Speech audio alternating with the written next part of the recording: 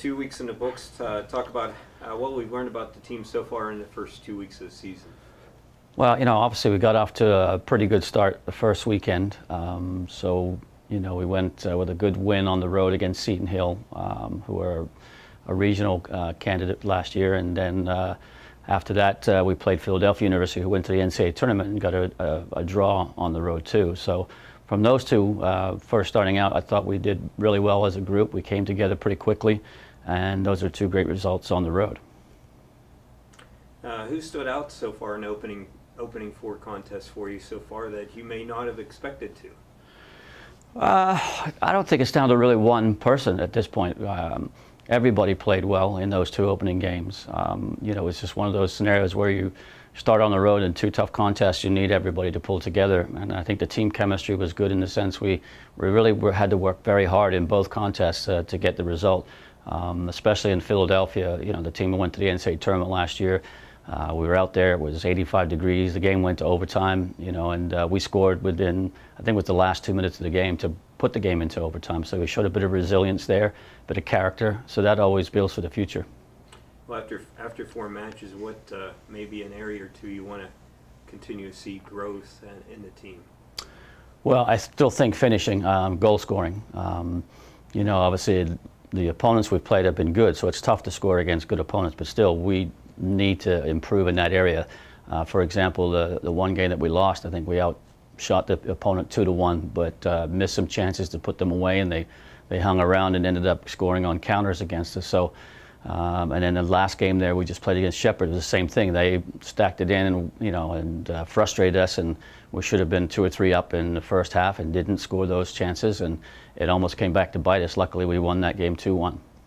A big home match on Thursday versus West Virginia Wesleyan. What makes the Wesleyan rivalry so special? Well, I think it's always because of history. I mean, history with us and Wesleyan, we've always been 1, 2, and 3 in the conference, even going back to the old NEI days and through the West Virginia Conference days. So it's just one of those special games that every player and every alumni knows about, and it won't be any different this year.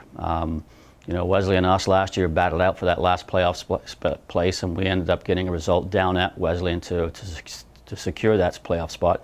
So again, I think it's going to come down to us again and them just fighting for that 3rd or 4th playoff spot. So having them at home on Thursday and getting off to a good start is going to be key. And as you know, we're without some key personnel with some injuries and a card situation, so we even have to dig a little bit deeper to get that result on Thursday.